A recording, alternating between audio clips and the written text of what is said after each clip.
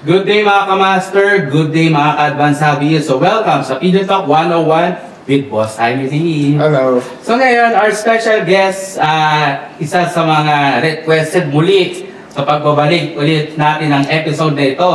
Walang iba kundi si Boss Saudi Garcia. Good At day. syempre, kasama natin ngayon ang isa sa mga silent killer ng PHA. Kundi si Sir Anastasio Corpin. Yan. Hello po sa inyong dalawa, sir. Welcome po ulit, sir, sa Pigeon Talk naman with Boss Jaime. Yes. Ayan, kamusta naman po kayong dalawa, sir? Yeah.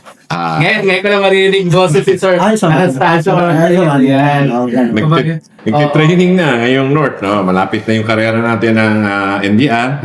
Isang buwan na lang. Isang buwan na lang. Ayun na, kakaalaman na naman. Pero puro masama ang panahon. Kaya sige, tuloy-tuloy lang. Ganun talaga eh. Kamusta sir team nyo? May nabawas pa sa team nyo? Bali, 8 sets yung kinuha ko. Actually, 37 na lang yun nung nag-start ako ng training. Naging 36 na lang. Nabawasan na isa. No, dahil kasi binili ni Chinaman. Yung Ah, pumupunta okay. sa akin. Nakurso na daan eh. Oo, pero hanggang ngayon, kumpleto pa rin yung, yung 36 ko. So, wala pa rin nawawala. Wala pa. Nabili lang meron. Meron isa nabili. Kinurso nada eh. Naiya naman ako. Sige, sabi ko, ayaw bitawan eh. Halos malamog na ibon eh. Kaya, ay, Sir Anastasio, kamusta yung team ninyo? Ilang set yung kinuha for North? Ginawa ko sa PHA, 7 set. Nag-umpisa ako mag-training, 30, awan ng bayan, kompleto ka naman. Kompleto ka. Kompleto ka. Ayun.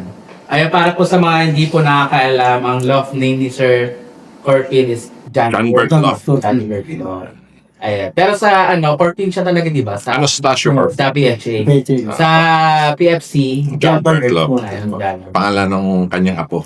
Ayan. So, Chain pangalan na. Yes po, pangalan po gamit. Apo. So, first overall champion ka ng 2025. Last year. STR. Bali, Series 23 yun. Series ng 23, race ng 24. Siya yung Young Bird. Ano basta sa Corpina? Anastasio Corpin, champion siya ng Tacloban. First overall din. Wow. Congratulations, sir. Anong bloodline? Ang bloodline niyo po noon, ang kalahati po noon ay sa kumpare ko, pasok-sok ko yun eh. Anong line, sir? Hindi siya sa akin eh. So, Pasok-sok lang kasi. Ayan ang problema. pero every now and then, doon ka nagpapasok-sok. Hindi, Yun lang yung time na yun. first time na yun. Pero ngayon, yung winner na yun, nagpo-produce na ba ngayon ng winner? Wala, hindi ko pa nakakuha na gamit ng PHA members yan din. Hindi po. Hindi yun. Hindi. PFC lang naglalaro din yan. Magaling lang talaga sistema ni paring Jumper. Mahusay talaga yan. Kahit doon pa, sa PFC pa lang, talagang mahusay ang magaling yan talaga. Kaya nga sabi ko nga, PHA na, PHA ka na, sayang yung talent ko. Total ano yung nag-overall naman ako sa Pepsi. First overall. Madami ng overall to. Kaya ako tawagin nga silent killer ng PFC and Huwag kang nakatutukan. Opo. Super boss. Gumigising na madaling araw yan para checkin lang ang ibon. Ako lang po talaga eh. Okay. yun talaga mostly, ang hirap talunin talaga ng mga nakatutok. Kasi alam talaga nila kung paano pakikilusin yung binyada nila. Lalo kapag yung mga bandang dulo, doon nagpipik, no? Yes. Sa totoo lang, ang mga pigeon fanciers natin, hindi talaga nila alam kung paano ipipik yung ibon nila. Doon sila nahirapan. Sa tingin mo, Boss Aldi, bakit kaya gano'n? Sa akin, ang observation ko dyan, marami kasi sa atin mga fan share, madalas mahilig yung mga fundraise. Yung maagang inuubos yung lakas ng ibon eh. Kaya ako, kung mapansin mo, hindi ako talaga mahilig yan. Kasi nire-reserve ko yung lakas ng ibon sa dulo eh. Kasi ang gaganda ng papremyo ng fundraise natin, sir eh. Yun na nga, siguro. Kasi mga sasakyan mo. Ang ano ko lang dyan, siguro mag-develop ka ng talagang ibon na para pang fundraise mo, then talagang ibon, tas gawa ka ng ibon na talagang yung pantutok mo na talaga hanggang pandulo. Kasi ako talaga, ang mindset ko talaga, plak lang. Ayokong mabilis, ayoko na. Basta gusto ko mabilis sa dulo. Sa dulo. Yun ang gusto ko. Kung pang-auction, no? Yes. Kasi talaga pag niratrat mo ibon sa first lap, second lap, hindi, posible yang hanggang last lap yan kaya mong gawin yun hindi mauubos lalo na sa atin, week by week ang karera. Wala sa Europe, pwede. Yes, pwede mong i-hold Sa Europe, halimbawa, nag-champion ngayon, after 3 weeks, saka ko ilalaban, pwede. Sa atin, hindi Kaya, Kaya kailangan talaga, maintain mo lang yung ibon na mapaklak mo lang siya. Although talaga may mga ibon talaga na sobrang mabilis at mabilis mag-recover. May ganun. Pero ilan lang yun, di ba? Kaya sa akin, talagang halos ang preparation ko talaga, nakaprepare ako sa dulo, hindi yung sa malapit. kasi parang nakikita lang natin, dahil mostly ng mga pigeon passer, bungad pa lang, naggagamot kasi tayo. Sunog na yung ibon bago mag-derby, kaya wala na, nauubos. Sa akin naman, nang ano ko dyan sa gamot, sinasabi ko naman, maging consistent lang kayo. Kung ano binibigay mo nung from training up to the last lap, yun din ang gawin mo. Ang problema sa atin, lalo na sa mga newbie, hanggang lumalayo, lalong dumadami yung binibigay, which is mali. Di ba? Ano ba bago sistema ng ibon Maging consistent lang. Yun ang number 1 tinuturo ko. Consistent. From training. Kung may gusto mong gamot na ibigay sa training, sa karera, ibigay mo na, patikimin mo na during training. So, kailan ka nag-start ng mga anong training? Pang ilang training ka nag-start maggamot? Usually, siguro mga 3 weeks to 4 weeks to 3 weeks bago mag-first race. Ini-introduce ko I-introduce mo na yung mga- unti-unti ko nang binibigay yun. Kung ano ibibigay mo, ibigay mo na. So, more on digestion, vitamins, Actually, talaga ngayon, hinahalo ko na lahat sa feeds Sa feeds. Sinabi ko nakaraan, lahat nilibigay ko na, nasa feeds na Wala na, ayoko na magsubo na-stress lang ang ibon Yes, oo. Talagang lahat, nandun na. Ultimo, sabi ko nga sa iyo, yung mga tablet na ibinibigay mo, Dinidikdik mo na. bili ako ng pandikdikan, Okay. pupulbusin ko, tapos halo mo na sana. Same lang din naman. Ganon din naman. Si Sir Anastasio Corpin naman, ano yung sikreto ng pagiging champion natin, sir? Yung akin kasi yung mula pag-pisa, mula breeding hanggang pag-training, akin consistent na yung gamot ko, wala akong nandiyatagdag kung ano yung nakumpisa ko, ganun na lang. Magdadagdag lang ako yung mga pang-respiratory pagdating na ng mga 2 weeks na lang before race, doon ako nagdadagdag ng gamot. Ano yung dinadagdag ko? Yung mga pang-respiratory sir, mga kwan. Yun lang ang kailangan ko pag-akal. Pero yung mga gamot na mula umpisa, mula breeding, yun na yun. Consistent din. Yun. Wala na akong ginadagdag na kwan. Tapos yung halimbawa mga 2 weeks na lang, nagbibigay ko ng light mix. So, mostly ba ng gamit mo, water soluble ba o tablet na binibigay? Hindi, water soluble. Puro water soluble lang. Oo. Okay. Sa pagkain, may minimix ka pa ba? Or may mga seeds ka pa bang dinadagdag pagka mag-start na mag-derby? O kaya pagka may mga additional seeds ka ba binibigay pa? Wala na. Wala na. Kung ano ba gamit mong flyer or breeder mix? Flyer ang gamit ko. From the start? Hindi. Pag sa umpisa, mga 2 weeks na, pag before race, pagpapunta ko ng patukan, pag-flyer ako. Tuloy-tuloy na yun. Kung ano yung nagamit na yun na yun, tuloy-tuloy na. So, breeder mix ka from kinakay. Tapos pag mag-start ka na mag-training, magpa-flyer. Mag-flyer mix na. So, pagka ganun, di ba, nag-force molt ba siya? Pag nag-fight ka ng patuka? Hindi naman sa akin, nakikita ko hindi naman sa akin na ako. Nagre-race na kasi yung ibon actually nasa stage na napapahirapan Kaya hindi na masyado magmumult yan. Yung usually nagmumult na ganun, yun yung mga nakapahinga na ibon. Okay. Yung nakapahinga ng ibon, palitan mo ng feeds yan, talaga definitely magdadrop ng feather yan Pero yung mga napapahirapan na training na usually, hindi na masyado yun. Hindi na. Ayun. Ano yung mga strategy ninyo pagdating ka tatod ng North o smash? Ano yung strategy nyo sa loft nyo para at least maging sa tingin nyo na kailangan ng mga ibon natin para mag-survive nitong North race natin? Yes, bad weather. Yes, during bad weather. Sa bad weather, ayaw mo. Pero sa akin kasi, yun yung sinasabi ko na ang training ko is 40 to 50 kilometers lang. Kasi minsan may nakikita ko kapag malakas ulan, may nagpaparonda. Yes. Kapag yung halimbawa malakas ulan, paparonda pa rin. Sa akin hindi. Ang ano ko, 40 to 50 kilometers lang ako. Fiction. Pero kahit umuulan yun, i-release ko yun ng 50 kilometers. Kasi doon ko, sa tagal ko na nagtitraining, yung 50 kilometers na yan, kahit umuulan, uuwi ang ibon. Kasi may Ilang beses ko na yan. Yes, 50 kilometers. Kayang-kaya nila yan. Kaya-kaya nilang uwian yan. 40, sabi mo. Ginagawa kayo sa Actually, minsan may nakasabay akong doon, puncher doon. Ayaw na nag-release. Sabi ko, ba't release mo? Sabi ko, hindi, uwi yan. Tapos biglang bumuhos ang ulan. Sabi ko, yung 50 kilometers, alam na ng ibon kung ano pasikot-sikot, kung saan na shortcut, kung saan ang daan na pinakaginhawa sila makakauwi. Sabi ko, kung alam nila madilim dyan, pwedeng umikot yan. Yun ang katwiran ko. Basta ako, 50 kilometers, rain or shine, release yan. Hindi ako nagbababa ng ibon na sasabihin mo, umuulan, iuwi ko ibon. Hindi. 50 kilometers release. Kahit umuulan, uuwi ibon.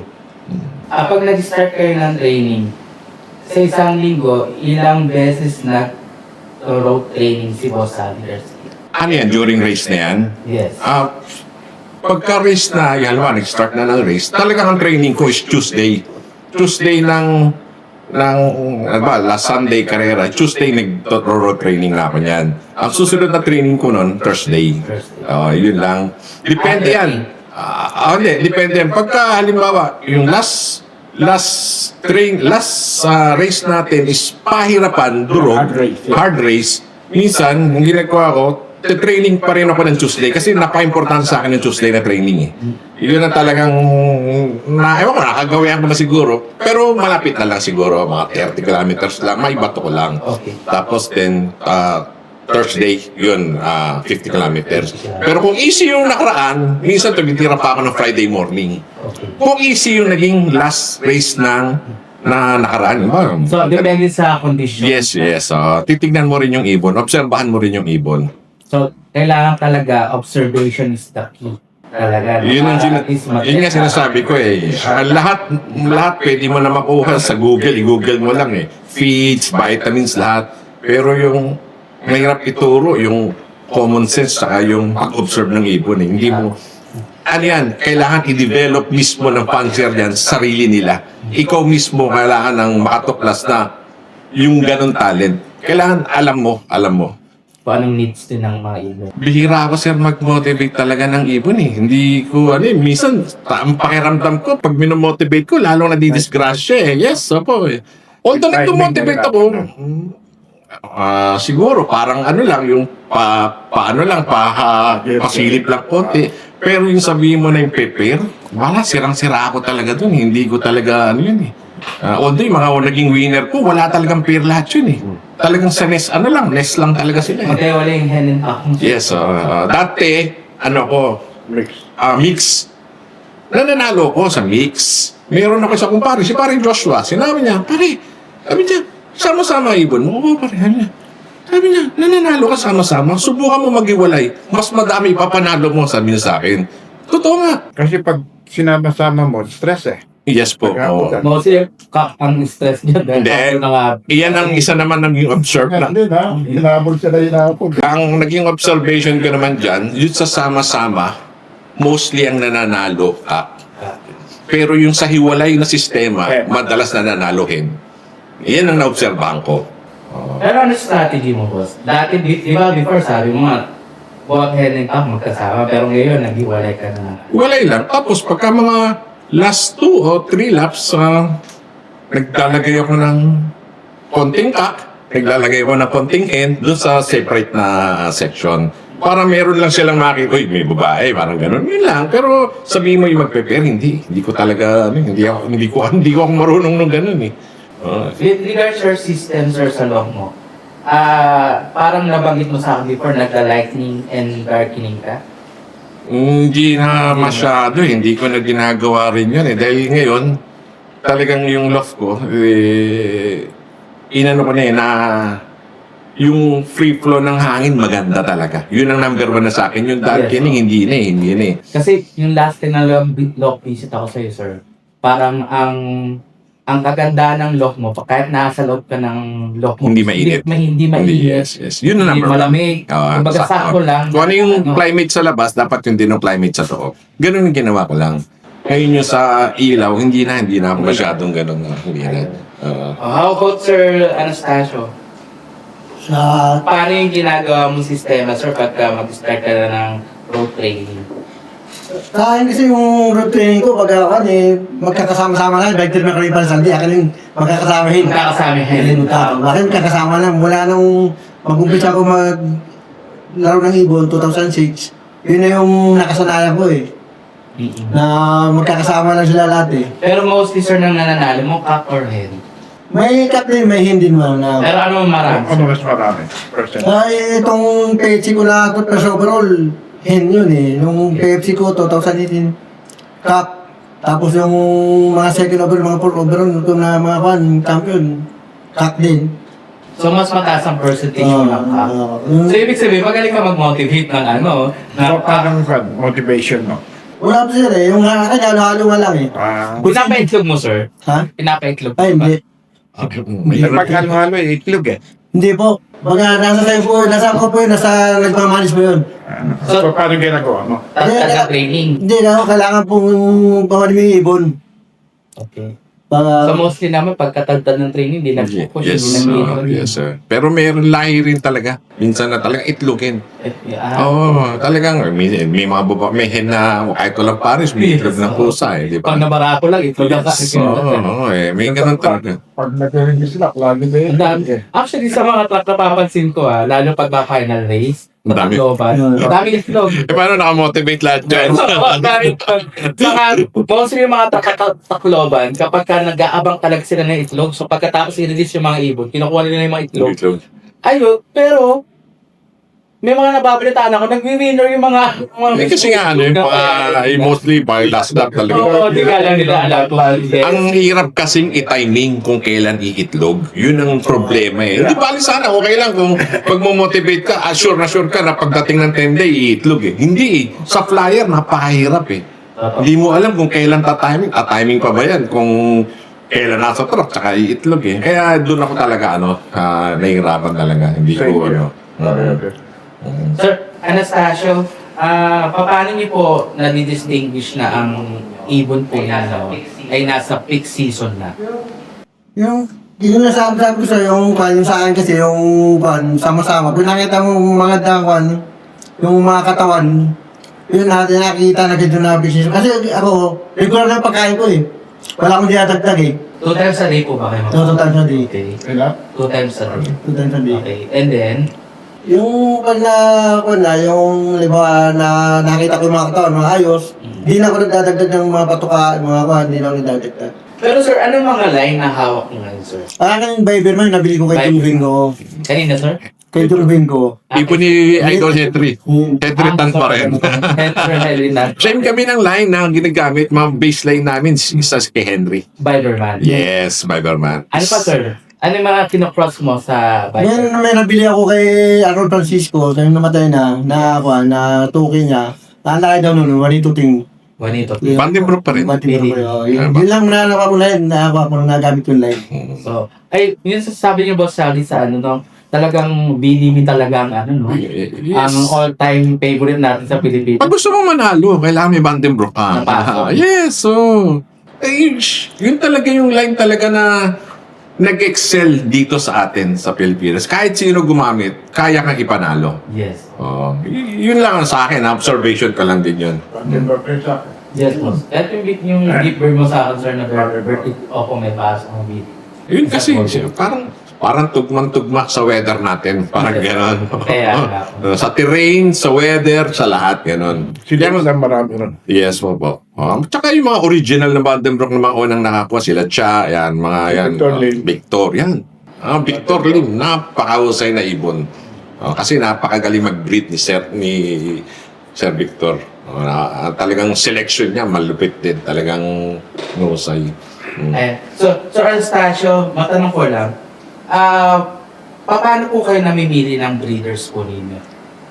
Yung sa Para i-prepare pagka for pairing na, kumbaga, nag-check po ba kayo ng eye sign? Or hindi ako tumitingin sa titingnan ko lang yung mga di ba, mula kasi 2006, yung mga nakita kong makulot ang buhay, yung mga yun ang mga ginagawa kong breeder. So, performance. Yung kulay ng mata sa pairing. Wala. Wala akong ganun. Wala rin akong ganun, Wala akong ganun, sir.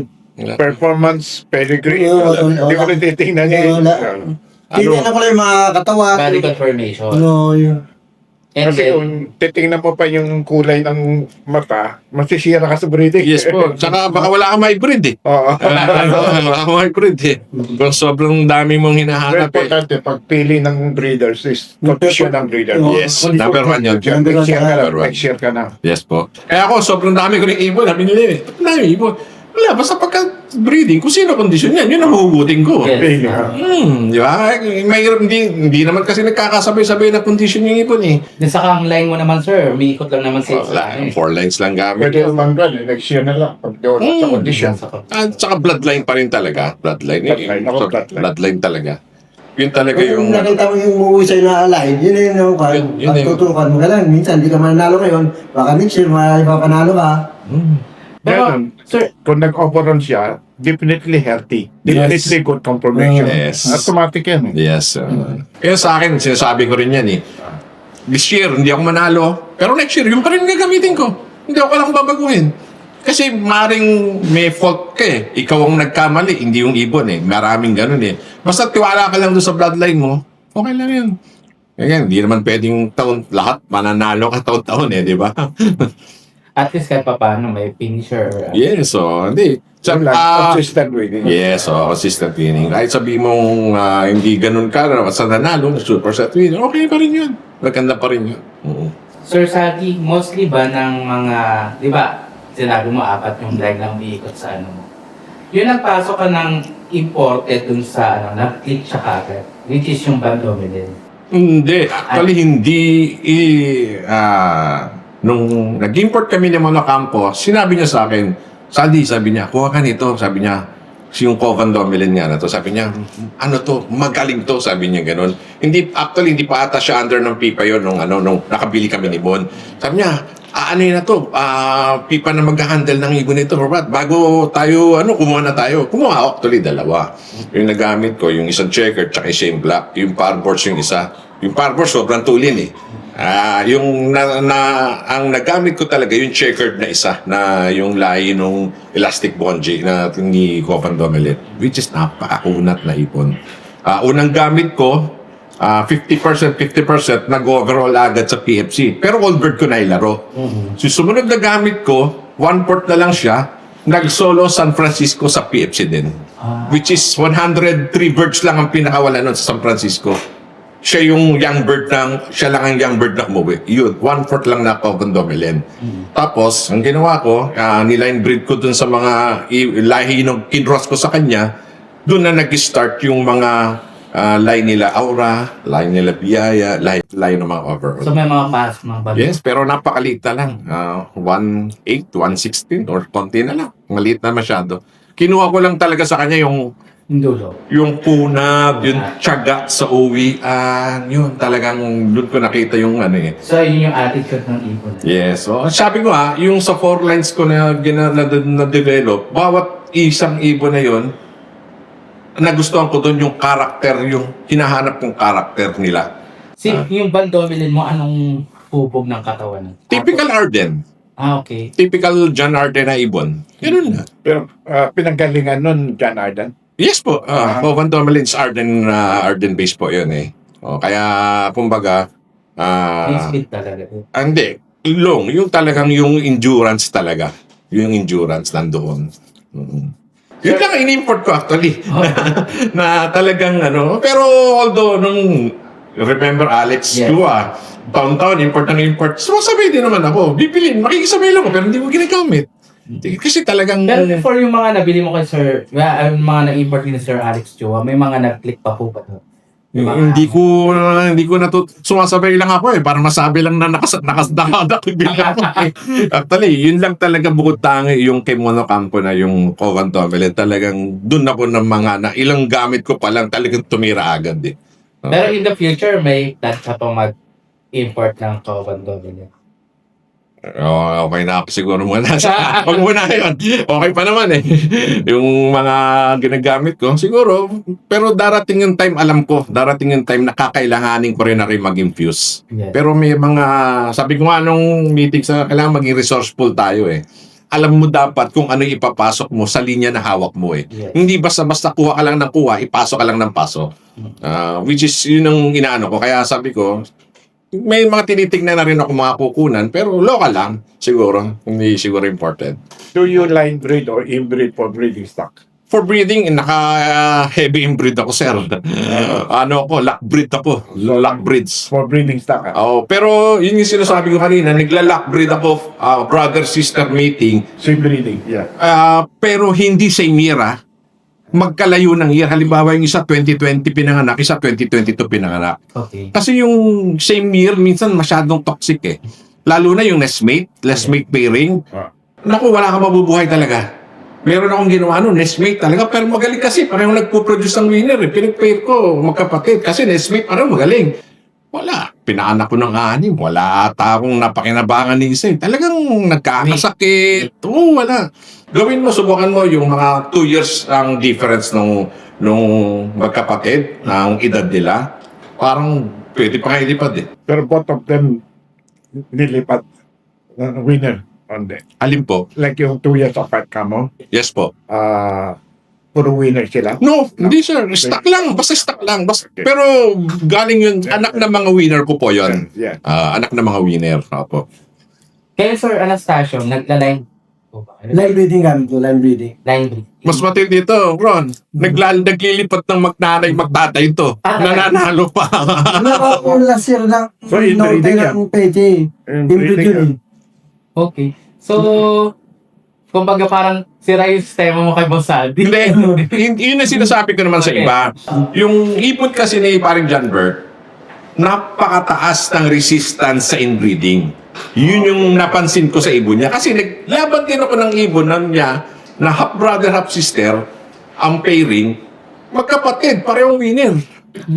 Kaya doon ko na Sisters, 50% eh. Yes, opo. Pero inbreed pa rin. Halos nasa inbreed na rin yun eh. Pero sa kanya, nagulat ako. Pare, ano to? Anak ng magtatay ng overall. Tsaka yung anak na binigay mo sa akin na anak ng overall. Sabi ko gano'n, nanalo anak, magkapatid. Desmate pa. So si MMF si ata nanalo yun, pare, no? Sabi ko, grabe ka kung Clifford. Si Mike Tommy Tibera, nangyilipat din na. Yes, si Mantom. Talagang alam ko, talagang sa mabigat, magkikipre din si Mantom. Talagang nililipat niya lahat. Mm. So, tatip kayo dalawa ni Sir. Kailangan lang naman alam mo yung hawak mo.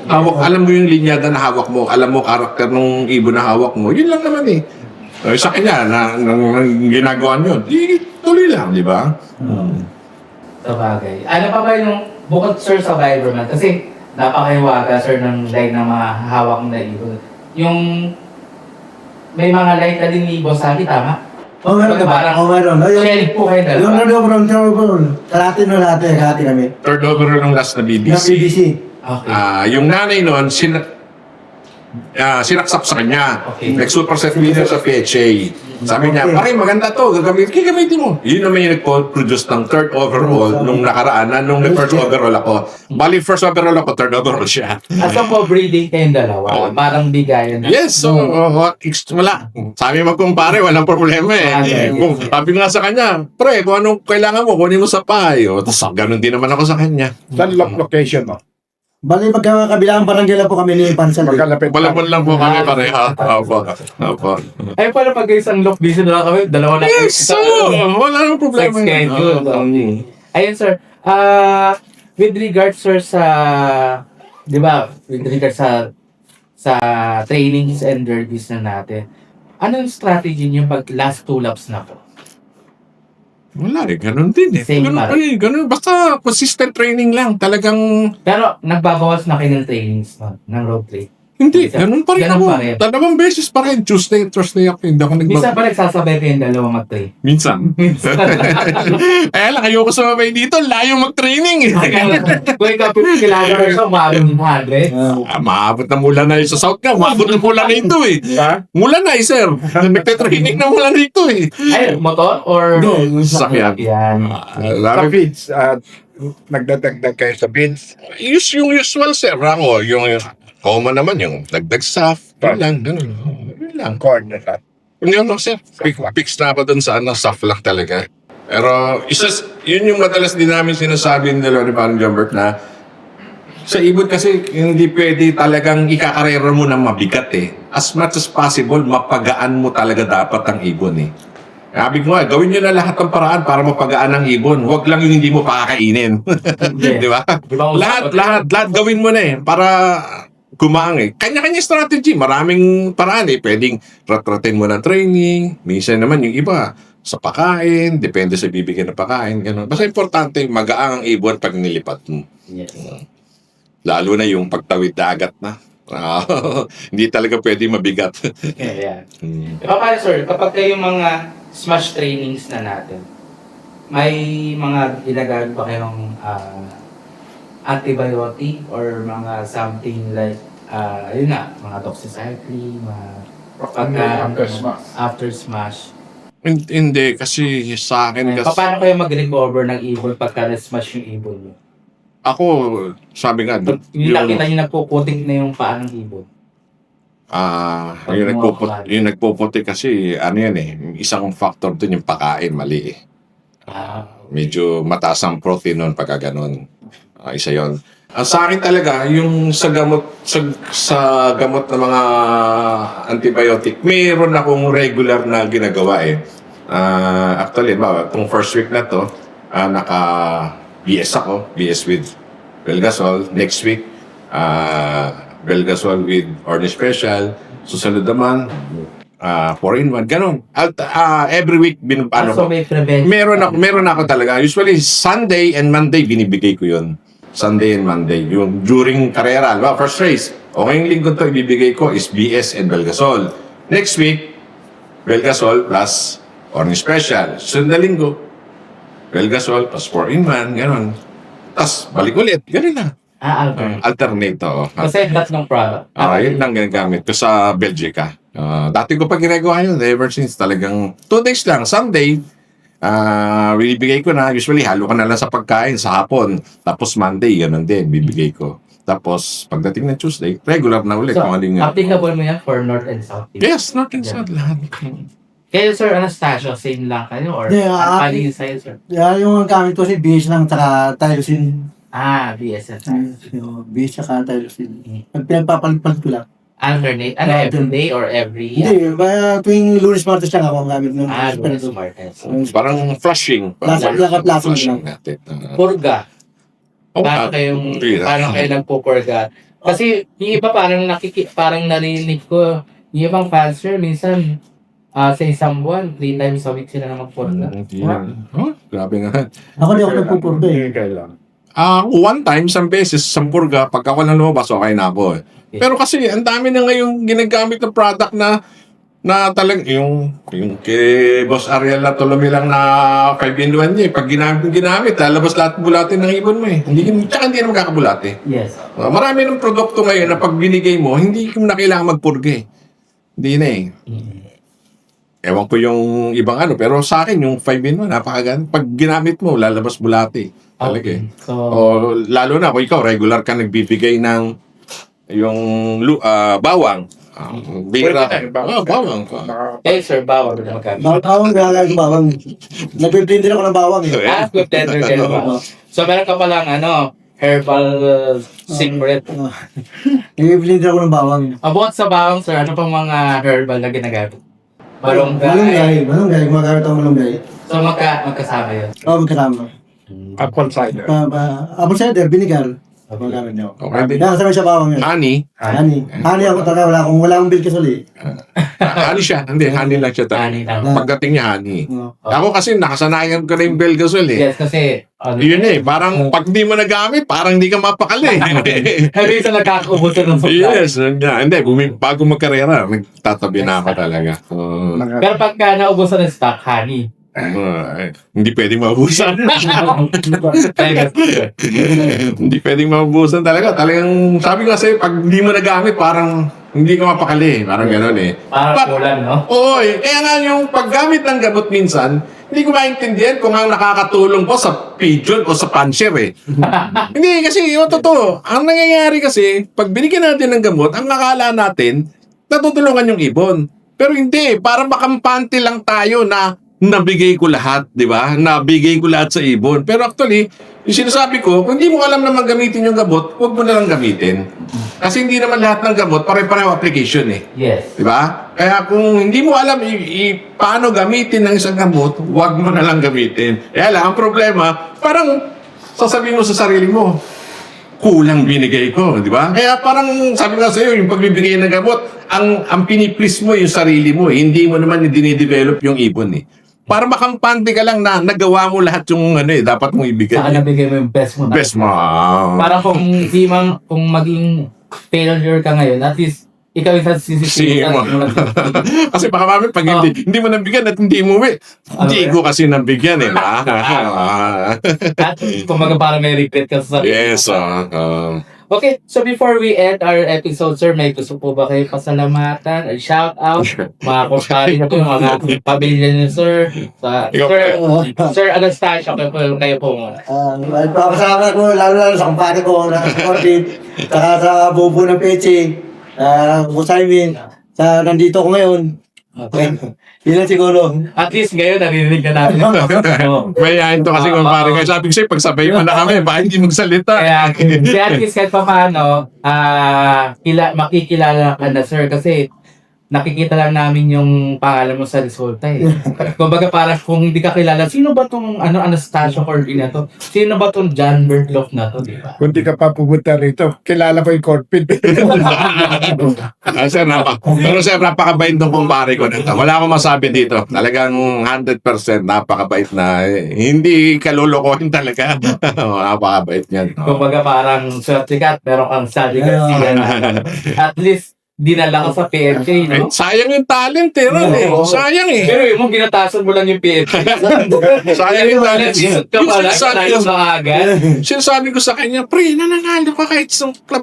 Dito ka na, Peche. Parang sabi pa nga niyan, hindi ko pa kaya dyan. Sabi ko, maniwala ka sa akin, kaya mo yan. Ito mo, ilang taon lang, nag-overall agad, di ba? Actually, yung pangarap mo, sir, pangarap din ng mga fans. Lahat, yes. At least ikaw, to the next level ka na kagad. Diri mo, sa lahat ng mga PHA members, dream talaga na maging first overall ka. So, at least kayo, pang 2 season mo pa lang, nag-first Lahat overall. naman ng player talaga, pangarap talaga ang player. Second season niya, sir. Second season niya. Nag-first overall agad siya. Pero magaling talaga yan. Magaling. Alam ko, magaling. Pinagin ko pangalan. Ayan, so Sandy, may gusto ka ba i-shout out? Shoutout, syempre, unang-una sa family ko na very supportive sa akin sa pag-iibon. Lahat, anak ko, asawa ko, lahat sa amin talaga. Ilan anak mo na mahilig? Isa lang. Si Justin lang po. Justin lang. Siya yung Ilan anak mo lalaki? 2 po. Tapos Yun isang ito, di babae. mahilig. Hindi po eh. Tapos yung bunso ko na babae. Buti may isa ka. Hanggang apo, wala. Siyempre, tsaka thank you rin kay Boss Jimmy ulit na imbitahan kami dito ni Parin Jumper. And thank you rin. Talaw niyo dito. Sabi ko nga basta si Sir Jimmy nagsabi, kahit may meeting ako, cancel. Okay, so, I want to tell you something. Itong lock ko rito, Yes po. anak ko we've been here since 1991, so more than 35 years. Makapunta lang sa loob, wala pa 5 beses. Yung concert ng bahay na ito, hindi sila pupunta. Even my wife, wala. Mahirap talaga sir sa kanila na kung talagang di hilig. Walang hiling. Hayaan mo lang kusa naman. Parang tayo. Hindi lang sa kalapati, pati yung mga alaga ko, wala talaga, totally wala. Parang tayo. Talagang hilig natin to. Bata pa lang. Wala yan na talaga. We're enjoying, di ba? Yes po. Tama po. doon tayo masaya. Yes po. Basta enjoy lang. Lipad lang. Sabi, pag may oras lang, pag-check lang, Yes enjoy. po. Mauubos na ang oras mo doon eh. Kaka-check. Mga barkada sa club, pag nagkukwentuhan, parang paulit-ulit, walang katapusan. Yes, tama po yun. Ganun talaga mag-iibon. Nag-enjoy naman tayo. Yes po. Opo. So, okay. So, again, before we end, nagpapasalamat po kami sa aming mga major sponsor, which is ang Buona Mix. Maraming salamat kay Jason Kaunan. Victory! Maraming kay Sir Emmanuel Go. Sa Tolome Probiotic. Maraming salamat kay Sir Ariel Salazar. Gasipro kay Sir Jomar.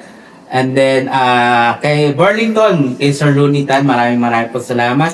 Wingmaster and Versilaga, Sir Joseph Ibe, maraming salamat. Again, for our future sponsors, maraming salamat. We are open pa rin po sa any sponsorship na pwede natin ibigay sa ating mga fans, viewers, na manonood po sa aming mga podcast. And then abangan po ninyo ang ating mga visit naman po. Meron tayong segment na Loft Visit 101 sa ating mga requested na mga loft ng PHA members and other fanciers po na pupuntahan po namin dalawa ni Sir Pigeons, ni Boss Jaime Lim. And then later on, magkakaroon pa rin tayo ng mga Pigeon seminars. Please don't forget to subscribe, like, and share, and comment po sa ating mga pages sa Advanced Hobbies, YouTube, Facebook, and TikTok po, sir. So again, isang episode na naman po ang natapos po natin ngayon. At maraming po salamat with Pigeon Talk 101 with Boss Jaime Lim.